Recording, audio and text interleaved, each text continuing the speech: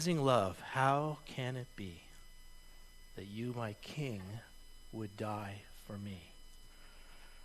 How amazing it is this morning that we have a King who dies for his citizens. We have so much to be thankful for on this Thanksgiving Sunday. I am thankful for all of you. I am thankful that we can gather together, that we can worship God together, that we can sound like a marketplace here when we greet one another. It's so good to see you all this morning. Okay, little story. In 1989, I went on a mission trip to Hong Kong with Youth with a Mission, with YWAM. I ended up working with a Christian rehab ministry for men who are recovering from heroin addiction. This ministry was started by Jackie Pullinger. I think many of you would know her name. I can attest to what the men from Teen Challenge said here last week, that substance abuse and addiction has no socioeconomic boundaries. It can hit anyone. One of the men in the program while I was there, previous to entering the program, was actually a police officer in Hong Kong. Near the end of our time in Hong Kong, we had the opportunity to attempt to smuggle Bibles into China. At that time, it was very hard for believers in China to get access to Bibles or to Christian materials. And so we had an opportunity to attempt to do this, which was actually quite exciting for a wide-eyed 18-year-old. The interesting thing is we were given zero information. We were handed a bag. We were told, pretend it's light, even though it was full of books, and just try to get on in there.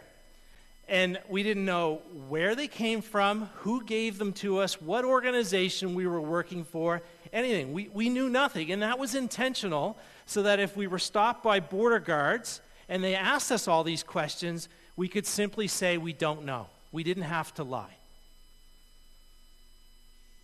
That organization I found out afterwards that we had partnered with was Open Doors. Open Doors is a ministry that was founded by a man most of us would know as Brother Andrew. And Brother Andrew started this ministry decades ago to support brothers and sisters in difficult places through giving them access to Bibles and Christian materials.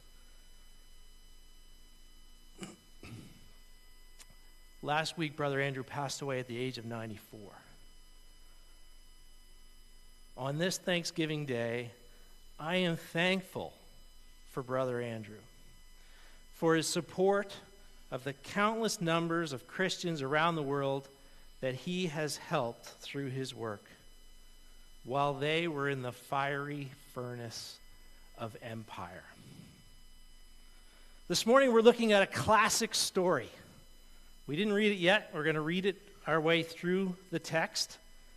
It's a familiar story. It's Shadrach, Meshach, and Abednego. It's the fire.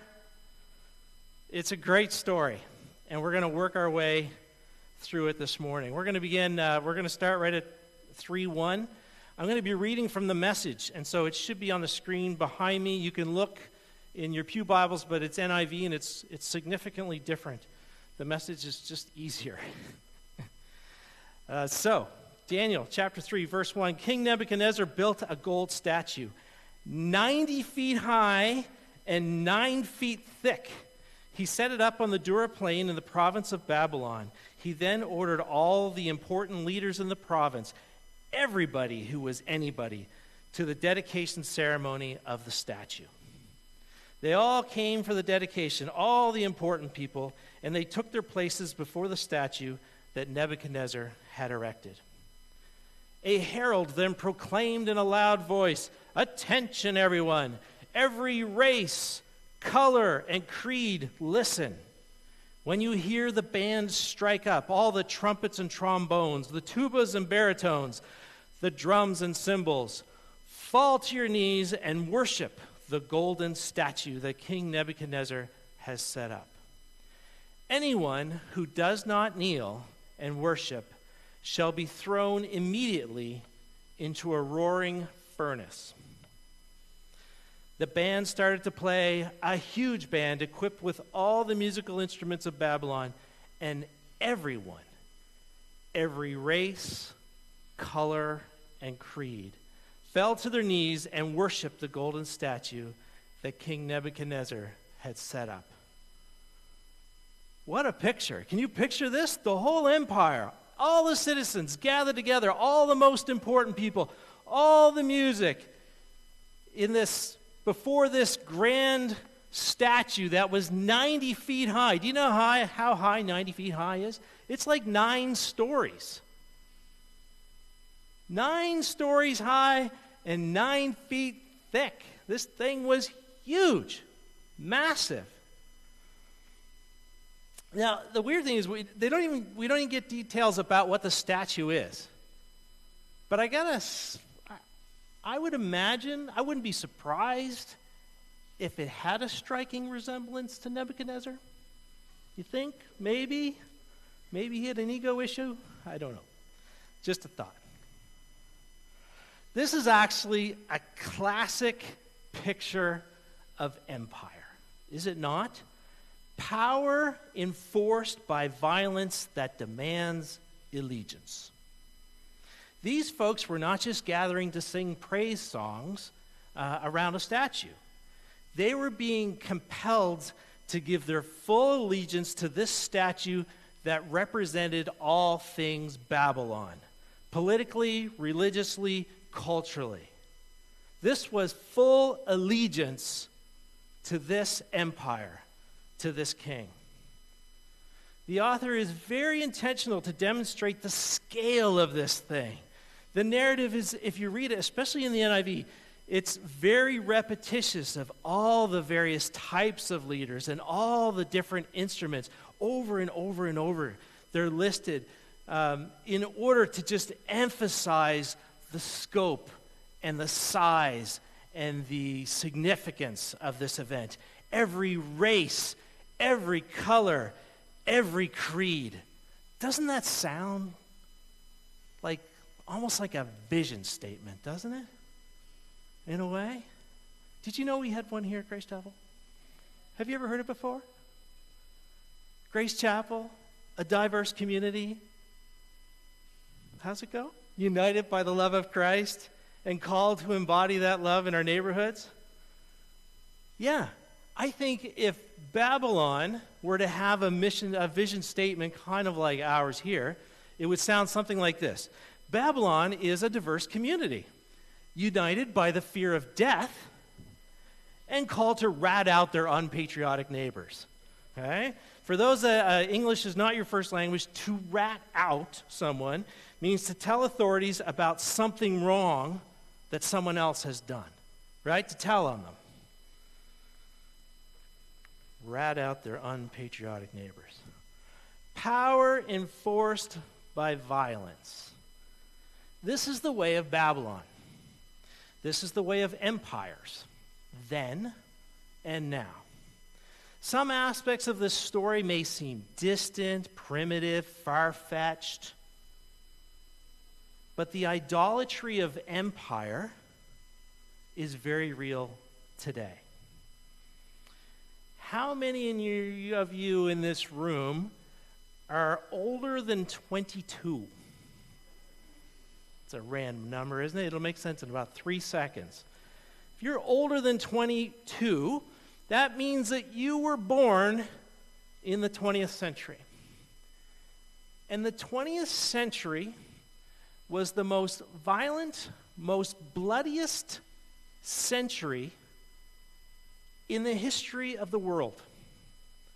More people died as a result of tyrannical leadership and empire than any other century in the history of the world. And that's part of our story. That's part of our legacy as humans, as people of that century. Well, let's continue with our story. Just then, some Babylonian fortune tellers stepped up and accused the Jews. They said to King Nebuchadnezzar, "Long live the king! You gave strict orders, O king, that when the big band started playing, everyone had to fall to their knees and worship the golden statue. And whoever did not go to their knees and worship it had to be pitched into the roaring furnace." Well, there are some Jews here, Shadrach, Meshach, and Abednego, who you placed in high positions in the province of Babylon. These men are ignoring you, O king. They don't respect your gods, and they won't worship the gold statue you set up. So some of the elites take it into their own hands. They fulfill the call of this so-called vision statement, and they rat out the Hebrews, Shadrach, Meshach, and Abednego. Verse 13, furious, King Nebuchadnezzar ordered Shadrach, Meshach, and Abednego to be brought in. When the men were brought in, Nebuchadnezzar asked, "Is it true, Shadrach, Meshach, and Abednego, that you don't respect my gods and refuse to worship the gold statue that I have set up?" And then he's really gracious here. "I'm giving you a second chance. But from now on, when the big band strikes up, you must go to your knees and worship the statue I have made. Allegiance is not an option. If you don't worship it, you will be pitched into the roaring furnace. No questions asked. Who is the God who can rescue you from my power?" You know, I think in the end, he wished he never asked that question. He's about to find out. But really, we need to stop here and put ourselves in this situation. I know this is a story that's so familiar to you, and it's easy to just kind of gloss over it all. But this really happened. These guys were like really here in front of this fierce, powerful king. And we need to put ourselves in the story. How would we respond? How would we respond? Would we match Nebuchadnezzar's anger and reply in violent anger and maybe take an opportunity to respond to his violence with violence? Or more likely, would we cower and bow to the statue and try to blend into the crowd? These are good questions to ask over Thanksgiving dinner today. I think truly, unless you're in that moment, you never quite know for sure, right? We don't really know for sure what we would do in that moment. You don't know what spirit, what grace will come upon you and give you the strength to do as they did, to humbly, fearlessly stand. Well, let's look at their response. Verse 16. Shadrach, Meshach, and Abednego answered King Nebuchadnezzar, "Your threat means nothing to us. If you throw us in the fire, the God we serve can rescue us from the roaring furnace and anything else that you might cook up, O king. But even if he doesn't, it wouldn't make a bit of difference, O king.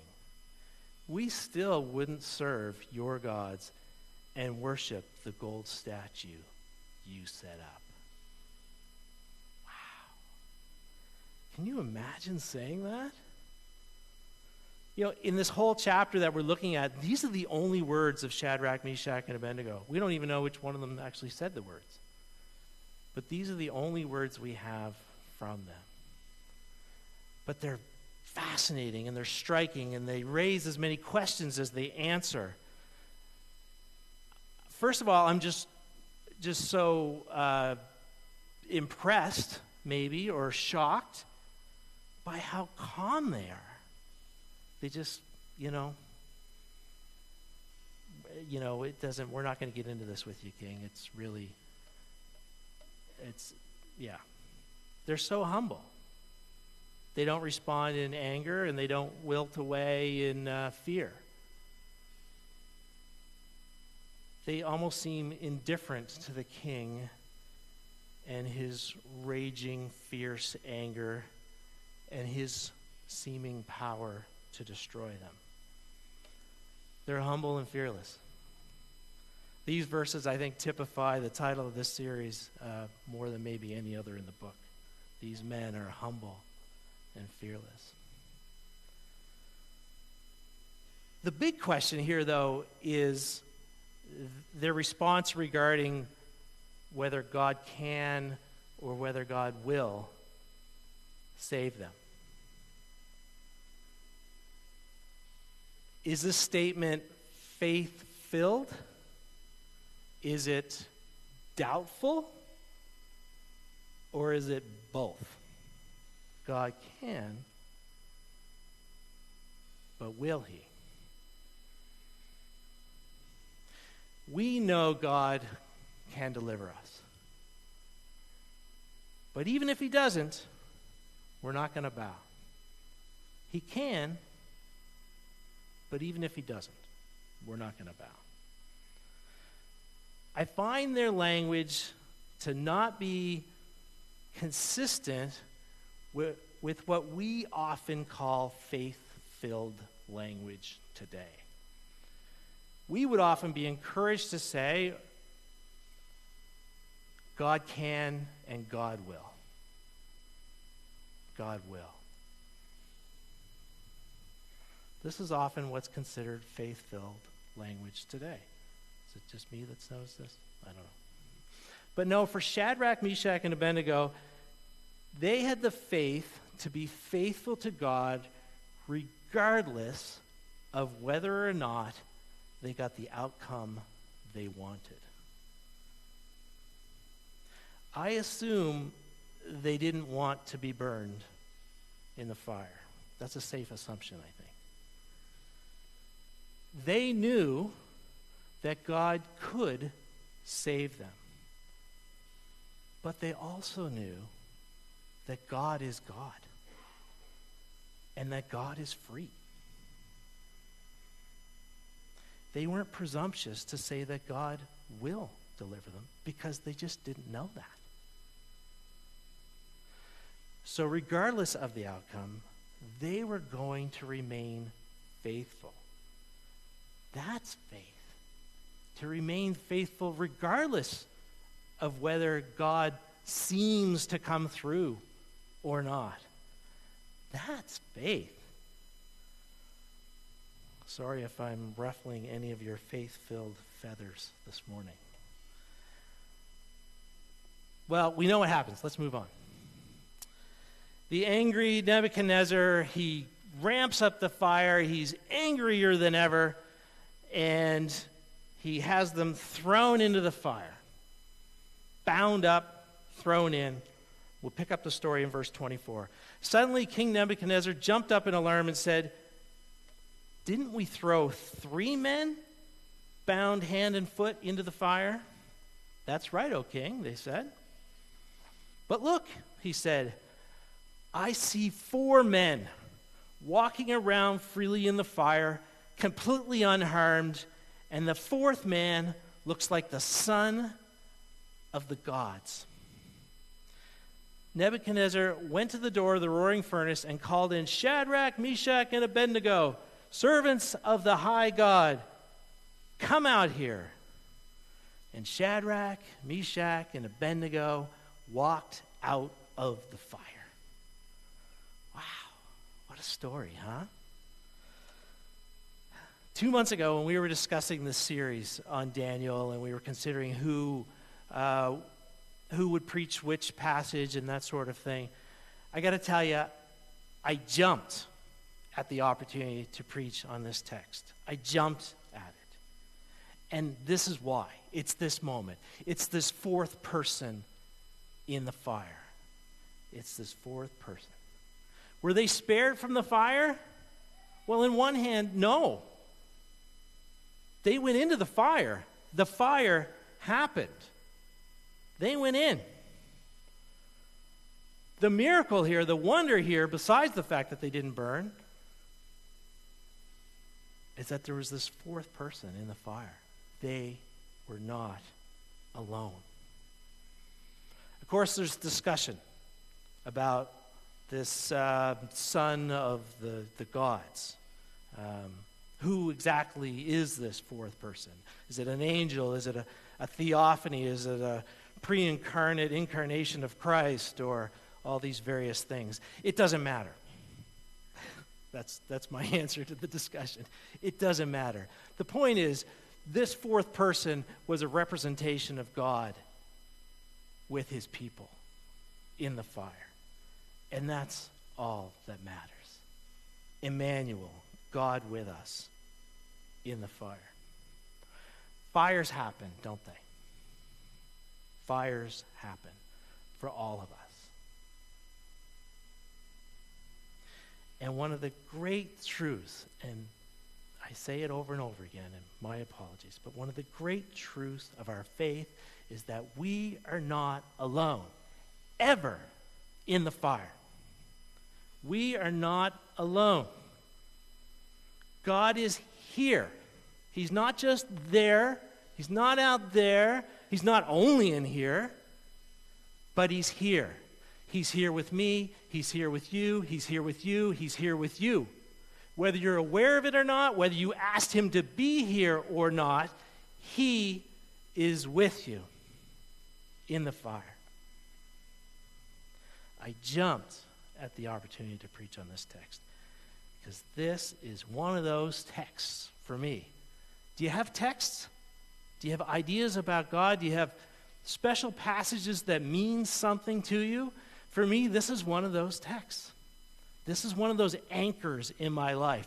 This picture of this fourth person in the fire gives me hope and reassurance and comfort through difficulty to know that regardless of what this life throws at you, you are never alone. You know, I started with Brother Andrew and a tribute to him. And this is what I love about Open Doors and Brother Andrew's ministry is that every time a Bible ended up in a hand of somebody in a difficult place, or Christian literature, or some sort of devotional material, or that came through Open Doors Ministries, for that person, what were they hearing? You are not alone. You are not alone.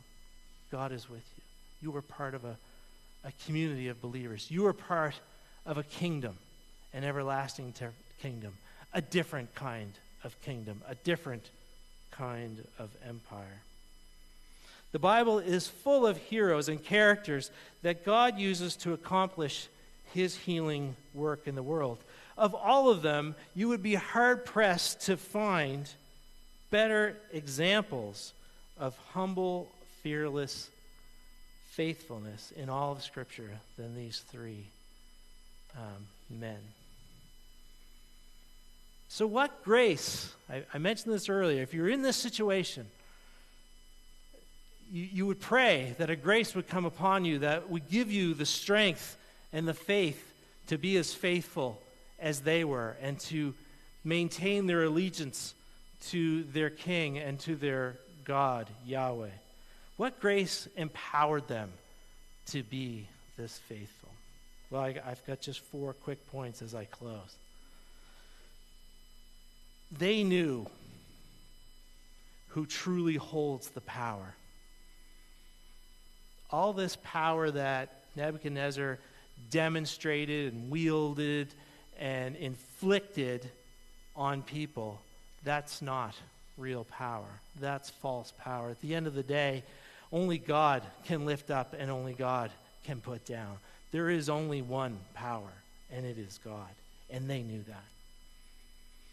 They knew that they were children of God, that they were Hebrews, that they had a chosen people, that they had a future, and they had an identity, and their identity gave them the grace to get through this ordeal. They knew that in a difficult place, they were not alone, that their God was faithful and just, a God of steadfast love and faithfulness who would always be with them.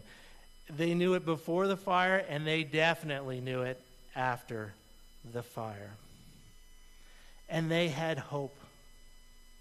They had hope that God would not abandon them, that empires enforced by violence would not have the last say, and that ultimately God would establish a kingdom of peace and justice to which they would be a part. Later on in the book is written a dream of Daniel's, and this might get preached on later in the series, so my apologies to whoever's preaching that sermon. Daniel 7:13 and 14 says this, I saw in the night visions, and behold, with the clouds of heaven there came one like the Son of Man, and he came to the Ancient of Days and was presented before him. And to him was given dominion and glory and the kingdom to all peoples, nations, and languages should serve him. His dominion is an everlasting dominion that shall not pass away, and his kingdom one that shall never be destroyed. This is the kingdom to which we have citizenship, a kingdom that was founded by amazing love. How can it be that you, my king, would die for me? This kingdom was established on a cross in faithful, fearless humility. It's a kingdom marked by sacrificial love and forgiveness and embrace. And this kingdom is eternal. It will swallow up all the other kingdoms whose power is derived from violence. Let's humbly, fearlessly, and faithfully live out the reality of this kingdom in the empires we find ourselves in. Amen.